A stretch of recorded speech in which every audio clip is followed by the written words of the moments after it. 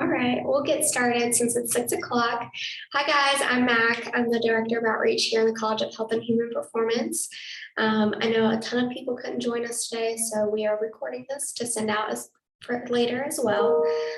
Today we're going to be talking about our MS in Recreation Sciences degree. There's 2 concentrations in that degree. So yeah, with that being said, I'm going to turn it over to Dr. Watts, who is our program director for that degree. If you guys have questions, feel free to unmute yourself. If not, you can put it in the chat and I can kind of moderate if need be. So yeah. All right.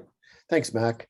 Thanks everybody for making it. I see we've got some folks doubled up there. I appreciate that. I've got a really brief PowerPoint to just kind of go over some highlights and things and kind of just whet your appetite about the program. And then I'm happy to field any kind of questions that you have. So I'm going to just try to share my screen here. Is it this one?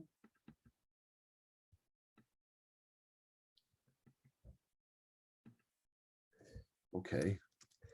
Zoom's being funny on me here. There we go.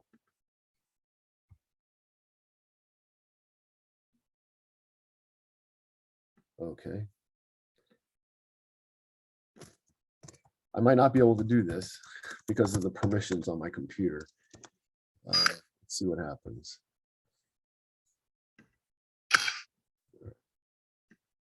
And we'll try it again. There we go. All right. Can everyone see that fine? All right. And we'll just make that full screen.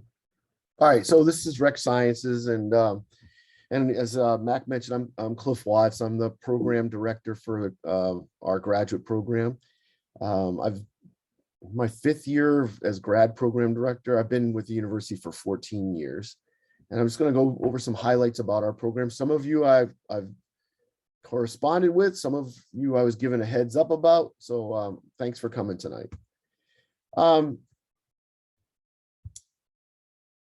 We have as Mac mentioned, we have 2 concentrations. One's in recreation therapy administration, the other one's in rec park administration. And I thought I'd talk a little bit about each one of the concentrations before getting into kind of the nitty-gritty stuff. But we have a pretty good program. Our pass rate on the CTRS exams is 100%. That's actually been multiple years in a row that we've had that rate, which is pretty cool. We have coursework in adaptive sports, gerontology, aquatic therapy, and you can earn certificates in biofeedback, gerontology, and autism, among others. We do have like a behavioral interventionist certificate that's affiliated with special education, and a couple of other certificates and coursework that you could complement your degree. Recently, we've gotten into an agreement with Counseling Education. We have a dual degree option with them. That's, a dual degree, you're getting 2 degrees. It takes about 3 years, and I can talk more about that if you have questions. It's amazing how many of our faculty have really great contacts in the field. And one of the things that's really great about graduate school is it's a much more intimate experience, and faculty tend to want to share their network of folks, and that's nationwide for many of us. So it's a great opportunity to meet a vast network of people. And then there's really good opportunities to join in on some of the research that we have going on in recreation sciences and rec therapy. We've got the sailing lab, a biofeedback lab. Dr. Loy has lots of opportunities in adaptive sport. And there are other opportunities with local providers and regional providers in the area. Our rec park admin program, I was thinking about this today. We have at least a half dozen people within a 30-minute ride of here that are directors of city or municipal park and recreation districts. We have a great relationship with campus recreation, and we've had lots of different students work in graduate assistantships with Campus Rec, and we've tried to take advantage of that opportunity for folks who are interested in campus recreation. And we have opportunities for research in national parks, county districts, and in tourism and entrepreneurship. These are active research programs that have funding for graduate students to perform research with faculty. What we do well, we place folks in administrative positions. Now, some of you are still in school, and I always tell students that you get that master's degree, you're not guaranteed a supervisory or administrative position right away. But once you have some experience behind you, you've eliminated a step that a lot of folks face, which is, what do I do with my degree? And we have quite a number of folks in recreational therapy and recreation parks who are in high power administrative positions where they're making decisions, and they came out of our program. We also have been really successful at placing people in PhD programs. As I mentioned before, we have many of us have a national network of contacts, and we know folks who have great assistantships, great opportunities to get your doctorate. We can get you involved in our research. Most of our faculty have a really active research program in areas like youth development, tourism and entrepreneurship, conservation, outdoor recreation, adaptive sport, and as I mentioned, biofeedback and aquatics, adaptive aquatics and adaptive sailing. And then this puts us in a really good position to set you up to perform your own research. We have a thesis or special project requirement. I can elaborate on that a little bit more in a later slide, but we're prepared to get you hitting the ground running and doing some meaningful work that you can put on a resume, and you can talk about what you did, because it's genuinely, we try to get folks interested in things that, or try to work within folks' interests and try to support them through helping them write grants or establish opportunities in areas within the region. So we have two concentrations I mentioned. It's a 36 credit degree, excuse me. Usually we complete it in 2 years, 9 credits a semester. It can be completed more quickly in about 1.5 years. That would take you, you would have to do some coursework over a summer to do it that way. There are benefits to getting out quicker, but typically our students finish it in about 2 years, which has got a kind of a nice pace to it. It allows you to really dive in deep on a thesis or a special project of meaning to you. So our 36 credit degree is broken up in this way. Whenever I do advising, I try to explain. We have 12 credits of core, that's scholarship theories, admin, statistics, and research methods. Those are courses that everyone takes regardless of concentration. Then we have 12 credits in the concentration, and typically students take at least 3 concentration courses in whatever their concentration is. And then they have 3 credits left over for electives, and those can be within rec sciences, or they could be outside of the discipline. And then we have 12 credits for thesis or project plus electives. And the thesis is 6 credits, so you do 2 electives. Projects 3 credits, you do 3 electives. We have enough elective credit, and we have agreements with enough folks in the certificate programs where we can really carve out a particular area of interest for most of our students. We've really had no problem. And as I mentioned, that can be you do a certificate, or you cobble together coursework that makes sense from you. Our college is really great, especially I know we have a bunch of folks in here from rec therapy. Our college is really great about supporting human service types of coursework. So in kinesiology, you have physical activity and aging, and you have the psychology of physical activity and human development of family studies. They have evaluation courses, grant writing courses. There are courses in social work. And then we have relationships with counseling, education, rehab counseling, psychology, special education. So it really, our degree lends itself well to focusing on an area and becoming an expert in that area. So that's what our first year curriculum looks like. It's pretty prescribed. One good thing about grad school is you typically never get shut out of a course. So our courses, in the fall, and I want to mention that you can start in the fall or you can start in the spring. That's the beauty of our degree, is that it doesn't matter when you start, because you'll go through the same types of courses. It's just that if you start in the spring, you'll start with stats and research methods with a concentration. You start in the fall, you start with scholarship, which is basically a theories class, and the admin class plus a concentration course.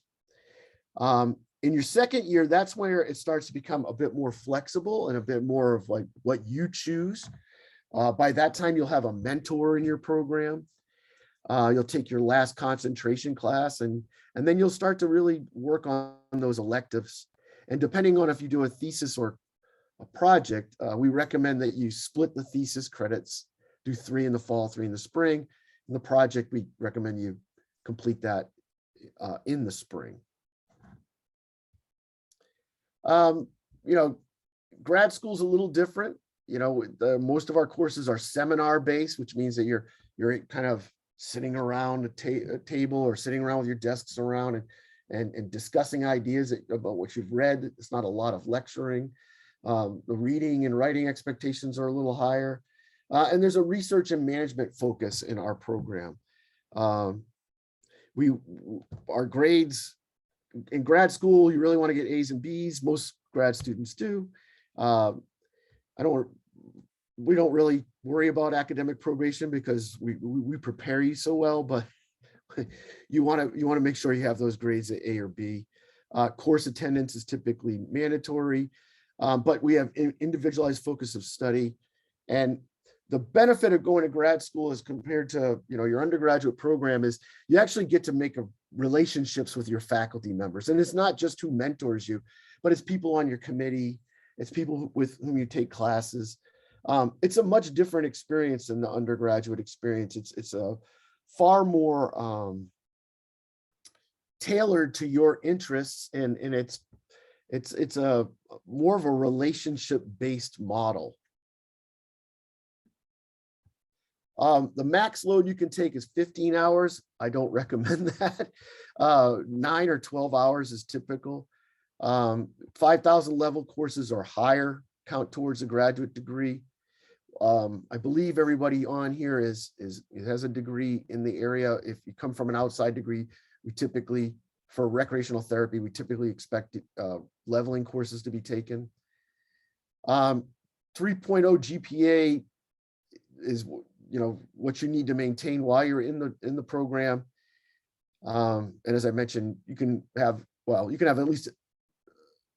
up to 9 hours of non-degree earning credits can be applied to the degree. That's if you come in as a non-degree seeking student, which I don't think anybody on this call is going to be doing. We have comprehensive exam requirement that basically goes over those 4 courses that you take in your first year. They're multiple choice. You have to score 70% or better. You get a second chance to take those if you don't get that 70%, and then a third chance, which would be a total a written comp where you write something up and then defend it in front of a committee. We've never had to really go into the oral comprehensive exam, and rarely do students, we prepare you well, I guess is what I'm saying. Rarely do students have to take that comp a second time. Mentioned this already, 70%. I guess I could have edited this better, sorry. This is the big thing that students always like to ask about. We have assistantships and they're 20 and 10-hour graduate assistantships. Within the department, they're limited and very competitive, but we encourage folks to apply for them when they get accepted. You could either work as a teaching assistant or a research assistant, and that's typically what our needs are. They're year to year and renewable semester by semester. 20-hour assistantship typically pays $4,500. 10 is $2,250. It can be more than 20. We actually have a student now doing a 25-hour assistantship. Excuse me. And we have really great relationships across campus with student affairs and campus rec and wellness. And those assistantships tend to be even better than what we have in the department. And I try to do my best to turn students onto those opportunities as they're available. All right, so that's my brief spiel about the program.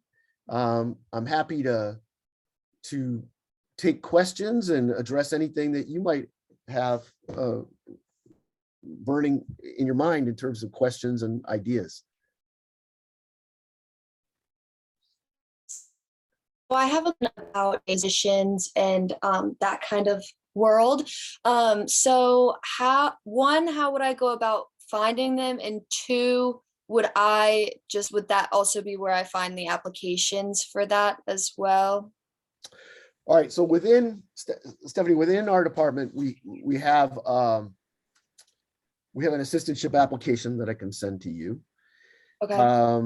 And we don't make any decisions until after April 15th because of regulations regarding offers and things like that. With respect to the other opportunities, typically what happens is I try to make those aware, make students aware of them. And the graduate school also provides there'll be some announcements typically on the graduate student listserv once you're accepted. But I for those of you who have yet to apply, I typically try to say, well, we're looking at these. We're looking to fill these graduate assistant positions. We had a relationship with the community school for a while. We have a faculty member who's advertising one in conservation psychology. And then the student affair positions, they just kind of come up when they come up, but I really try hard to make people aware. And every unit that offers them has a different way of interviewing people. So our unit has an application that we send to students, and they fill those out. And then they're reviewed and compared, and based on needs, we make offers. The others are kind of as needs emerge. Okay. Yep. Awesome. Thank you. Stephanie, you're a current undergrad student, correct? Yes, ma'am. I have an internship this summer, and I, as of right now, am planning to take grad classes in the fall. Okay. So in the chat, I'm going to put the link to where you can find out about the listserv. It's just, yeah. And so that way you can just kind of see how quickly they come in and, what other kind of departments like Dr. Watts was talking about. Okay, great. Thank you. I appreciate it. Yep. Oh, perfect. One of the things if you have a question, just go ahead and jump in. One of the things that is good about our program too is that I talked about networks and establishing networks. A lot of our second year students end up going to conferences with us based on something they either helped us work on or their own work. It's a great way to meet people from across the field. It's a great way to go on to a PhD program, but it doesn't necessarily have to be that. It could also be something where job opportunities come up. We've placed folks in Oregon, Colorado, California, Texas, up and down the Eastern Seaboard as well. And that's another great thing is that I said that the nature of our degree or the nature of the graduate program is relational in nature. We kind of turn folks on to, which we do our best to facilitate relationships between our students and folks within our networks. And a lot of what our students experience and come away with is the benefit of meeting people from across the field, whether it's in recreational therapy or recreation and park management. And I can't emphasize that enough, to be honest with you. It's one of the things when I went to graduate school that I appreciated most. That I met, and I went to obviously I went to grad school a long time ago, but those folks I met nearly 25 and 30 years ago are people that I still have regular interaction with, and they're still informing my worldview, and they're sending students to me, or I'm sending students to them. So it's graduate school is a really interesting choice to move into, because there are so many directions you can head. I originally went to grad school so that I could work in I was working in recreational therapy. I worked at a hospital. My idea was I was going to go on to be an administrator at a rehab hospital or a SNF or a skilled nursing facility. I got the research bug and I started focusing on youth at risk and then positive youth development. And the next thing you know, I was getting a PhD. So and it's all because of the network that I was exposed to. So I do have one more question. So when you were going through the PowerPoints and you were talking about the electives and kind of getting into that realm of the program, if I were interested in aquatic therapy and gaining that certification, would that be a elective choice for that sector, or would that be an outside section? That's a great question. So it would be elective courses. Actually, that, to be honest, we try to we have a lot of courses that are offered that aren't considered the mandatory concentration classes, and aquatic therapy, the 2 courses in aquatic therapy are they fit that bill. We don't have a graduate certificate in aquatic therapy.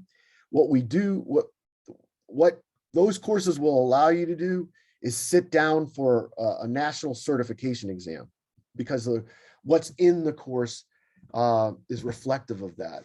And there's also an aquatic facility management class that used to be part of a certificate that some students end up taking if that's what they're really interested in. Okay, awesome. Thank you. Appreciate it. Sure.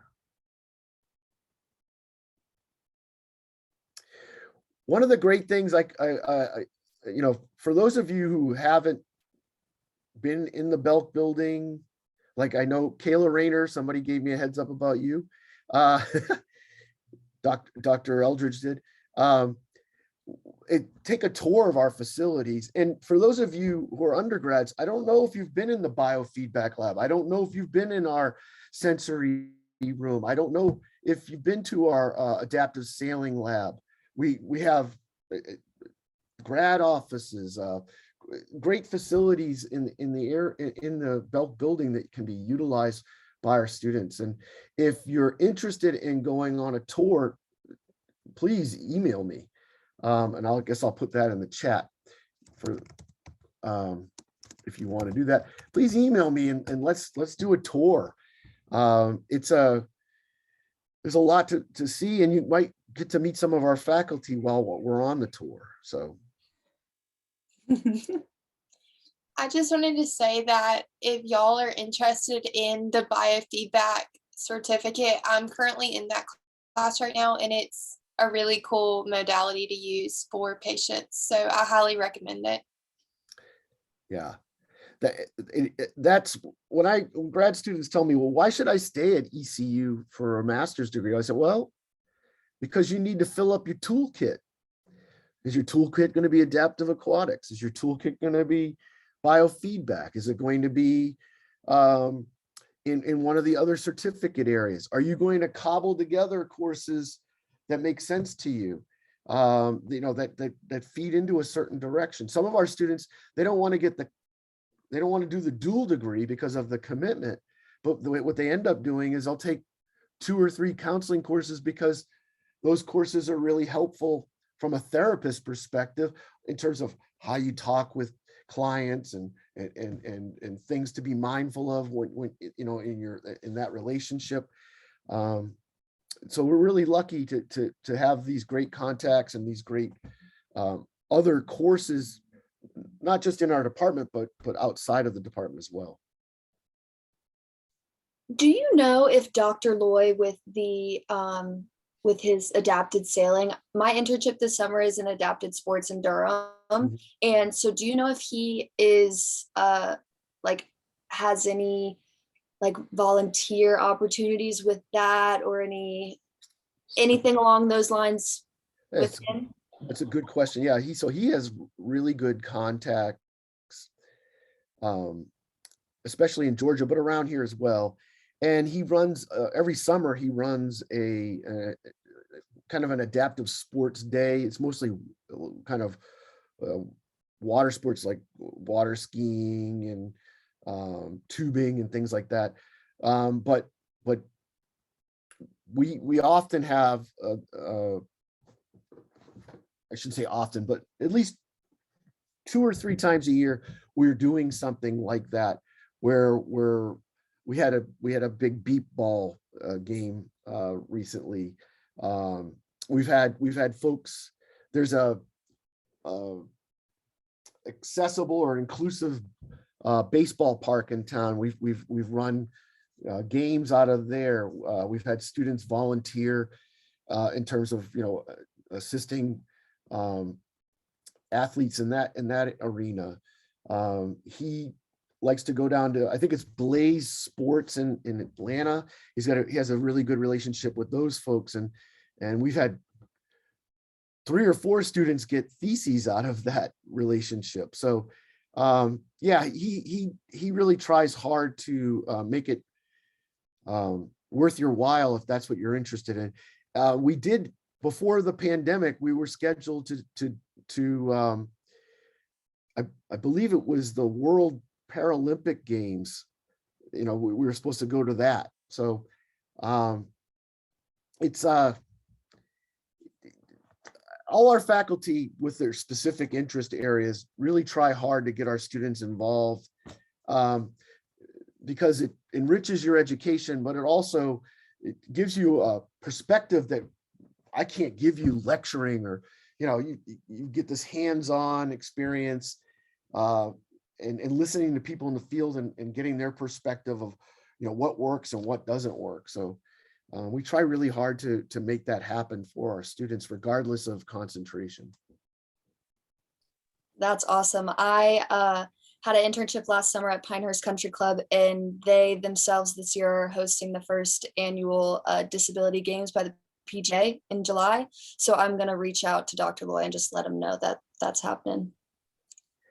And Kayla, we know Bridge to Sports. So that's a great way to, yes, we know those folks as well. And they do have a great adaptive sport program. And actually, I turned on the executive director. We had a project that was actually initiated by the rec park side of the house, where they built these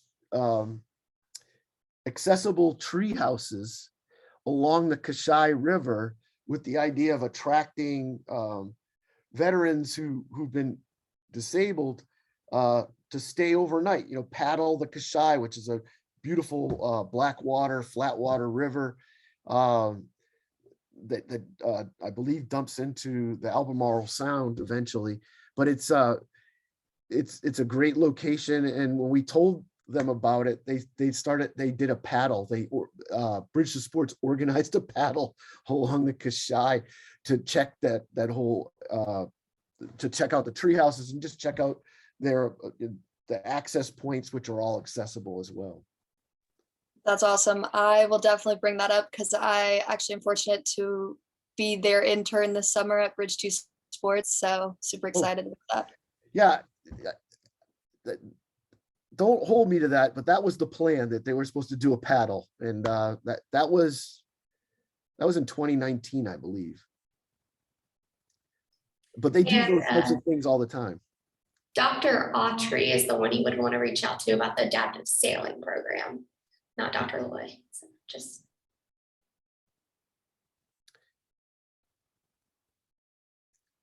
if you aren't comfortable asking a question over the video chat or video conference, you could use the chat window as well.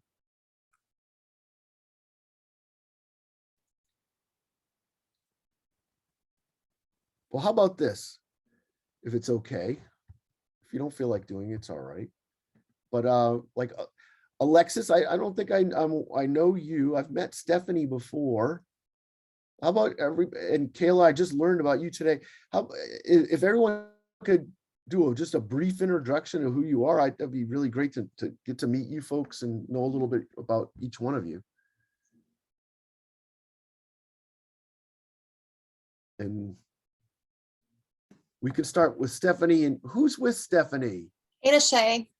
Oh, okay. We figured we'd kill two birds with one stone and use one computer today. Sure, I appreciate it. You wanna go first, or you want me? Okay, I'm Stephanie. I'm a RT major in undergrad right now. I'm, fingers crossed, walking in May, internship this summer, and then going to grad school in the fall for RT admin. And I'm super interested in aquatic therapy and yoga, and looking to, I don't know what my thesis or my project is yet, but we're thinking. So that's me. Hey, I'm Anna Shay. I'm currently a senior in the RT program as well. I'm doing my internship this summer at UNC in Chapel Hill. And then I'm going to be in the RT admin program for the fall in the master's program.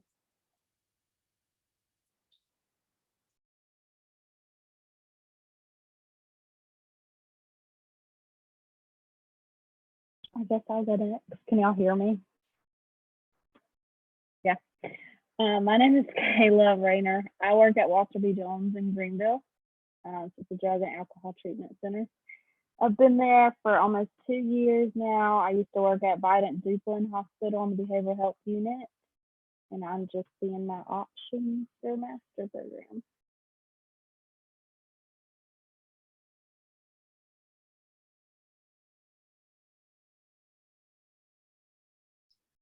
Watts, you're muted.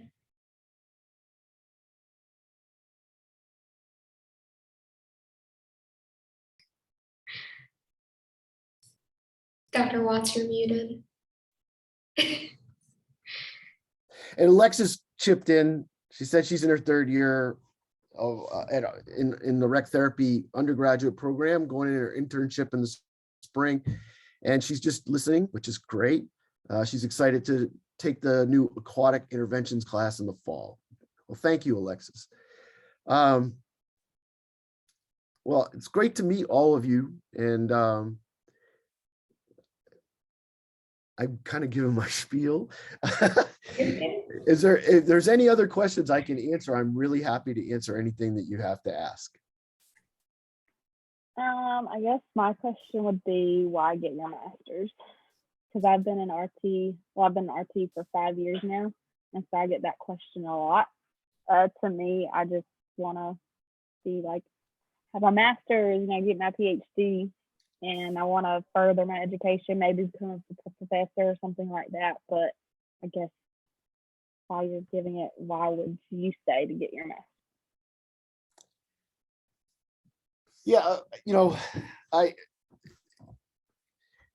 basically it's because you're interested in, I talked about having more tools in your toolbox, expanding your network, preparing yourself for either a career where administration is a possibility. I have a friend of mine who's a hospital administrator who has a master's in rec therapy.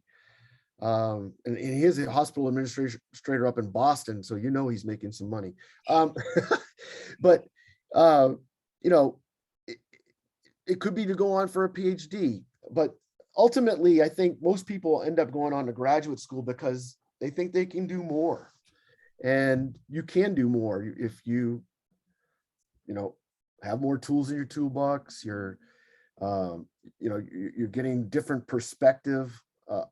You're looking at it from kind of more of a policy level, policy and research level, in terms of what does it mean, and how can what we do make a difference, not just in one person's lives, but in terms of a policy approach.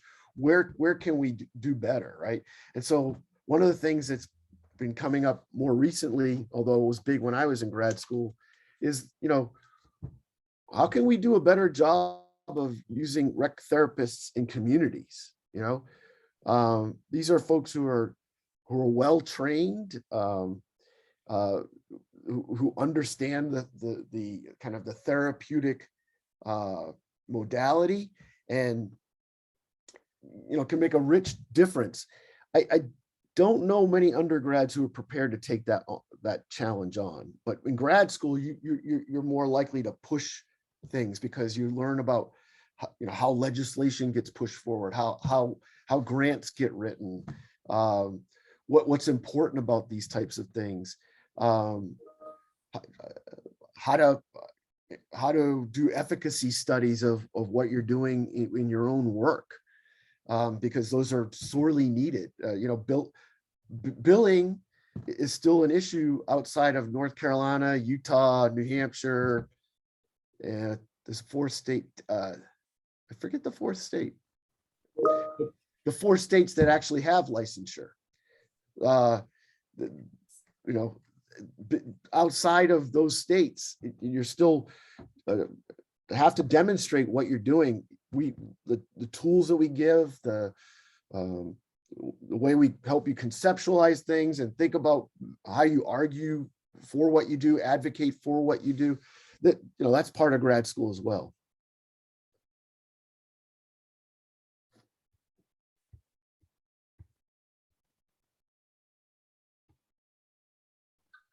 So I have a question about, so in the chat, Alexis put she's excited to take the new aquatic interventions class. What is that? Because I didn't even know. I think she's talking about the aquatic therapy class. Got it. Okay. Next fall. Gotcha. Okay. Thank you. Yep. Because I'm not aware of anything other than that being offered next fall. So I would just kind of piggyback on the biofeedback. I actually use that with the patients, and they are so ecstatic seeing the results. At first, when I present it to them, they're like, "What is that?" And of course, I go in through like the heart focused breathing, and they're like, "That doesn't sound like anything I would use in real life. Why should I do it?" But like after the first session, they're hooked, and they're like, "Wow," So that, I guess, would be my approach, is kind of with biofeedback, because I personally didn't realize the difference it would make, and then just bringing it to my patients is just awesome to see in play. Yeah, we're one of a handful of universities in the United States that actually offer this type of coursework. We're in a really unique position. We've got relationships with the folks at Camp Lejeune. We have ongoing studies, and it goes beyond just kind of the traditional biofeedback.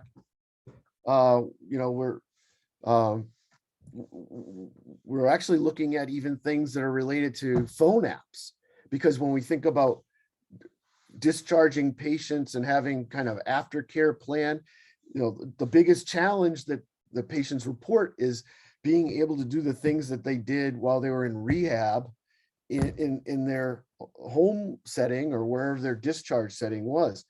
And it's remarkable some of the research that's going on in that lab right now. It really is one of our highlight pieces of the department. It's consistently funded, and we're doing a lot of things with continuing education and biofeedback, as well as with our graduate certificate, and of course at the undergraduate level as well.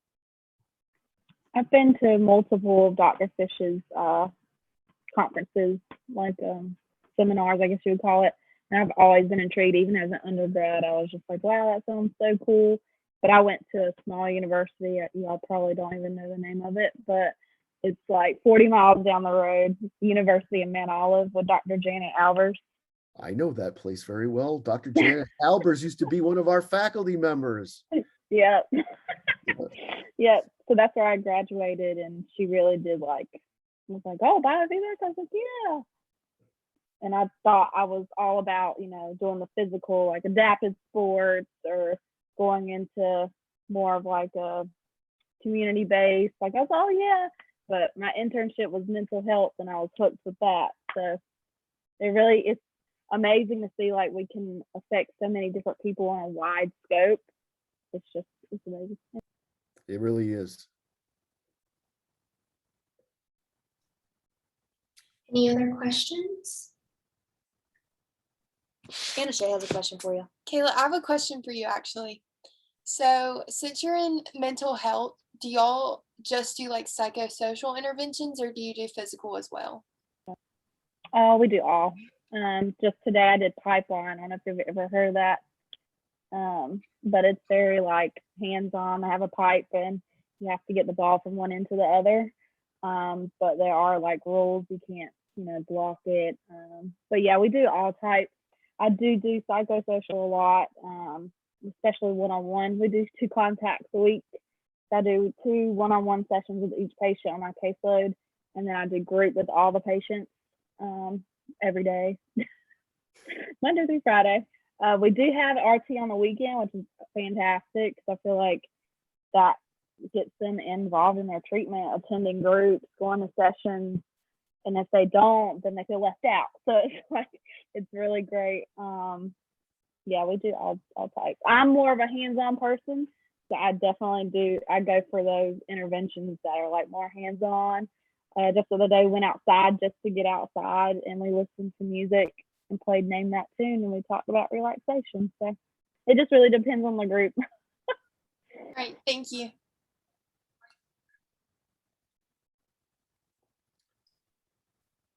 It was really cool to hear. Yeah, it was. I'm really glad you decided to talk, Kayla. That's really cool to hear about your work and what you're getting out of it. And hopefully you'll consider us, by applying in the fall. I hope so. Applications are still open, correct? Yeah, we have a rolling deadline, and I believe it goes all the way to August or July 31st or something like that. Yeah. August 1st or July 31st. But we have a rolling deadline. I always tell students, the sooner you get in your application, the better, because the more opportunities you'll have to consider assistantships from different folks, or kind of get yourself established. So I guess I do have another question. okay. With me working full time, how does that work? Is it more online, or is it like, how does that work with y'all? Yeah, so we have had students work full time. We had one do her program in 3 years, which was amazing. She was taking classes. She was taking 2 classes a semester, and even classes in the summer. So, and that's how she did it. But yeah, so our classes, we are able to hybridize the class. In other words, if you couldn't join the class in person, you could join via video conference.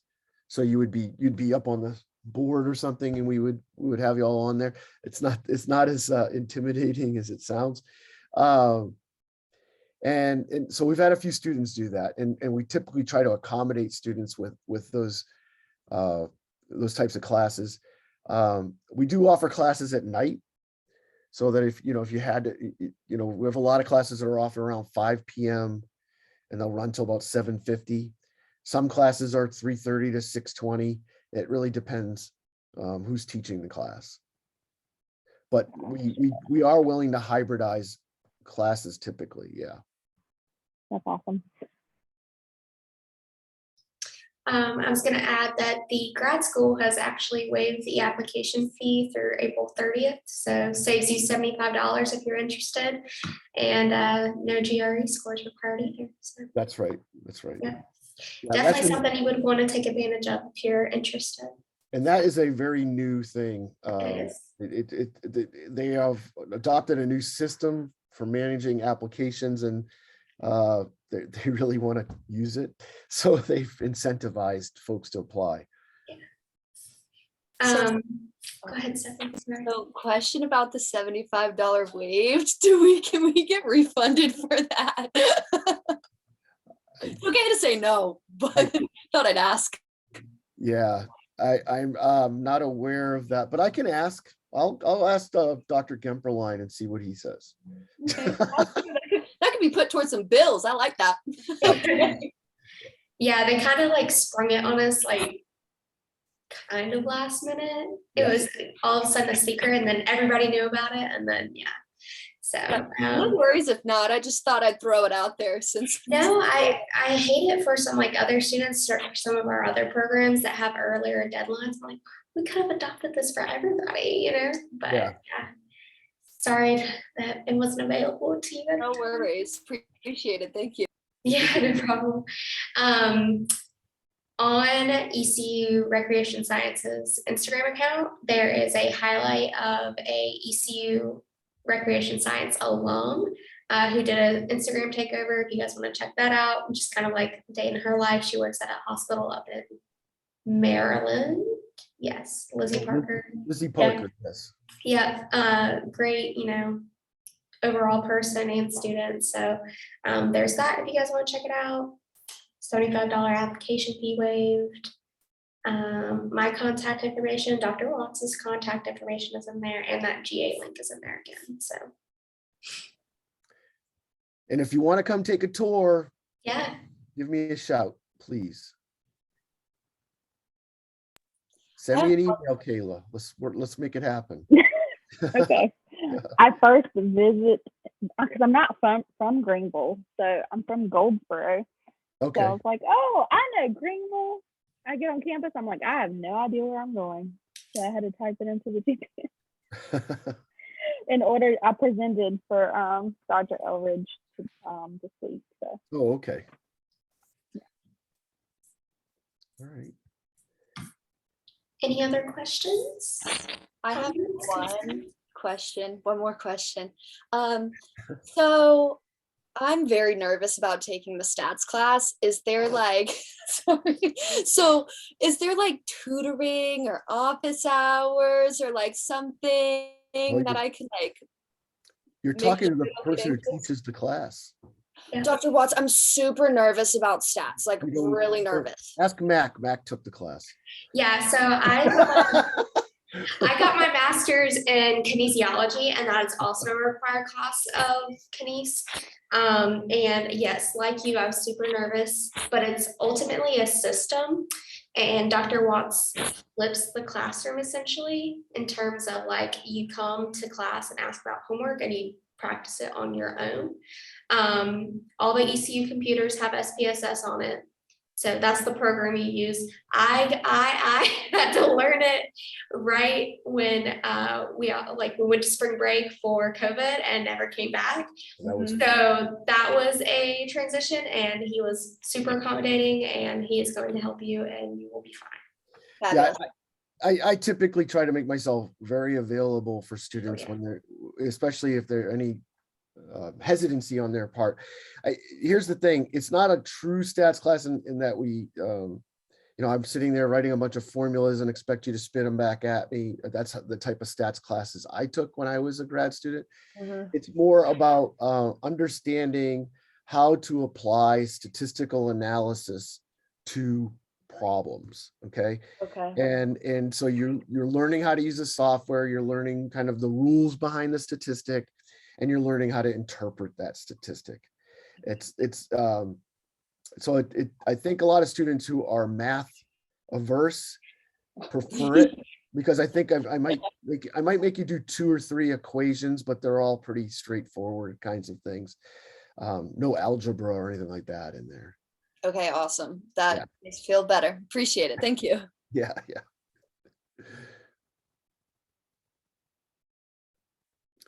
Anything else for the good of the order tonight? Well, I'm going to encourage you all to please feel free to reach out to me at any time. I'm glad you came this evening. For those of you watching the recording, that goes out to you as well. If you want to take a tour, or you have any questions, or you just kind of want to get a little bit more information, please set up an appointment with me and let's talk.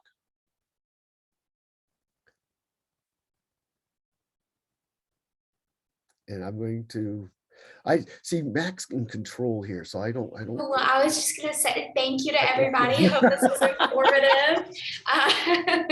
But yeah, all those good things in the chat. I'll send it email tomorrow morning, probably kind of with recording if you want to rewatch it, or for the students that weren't able to join.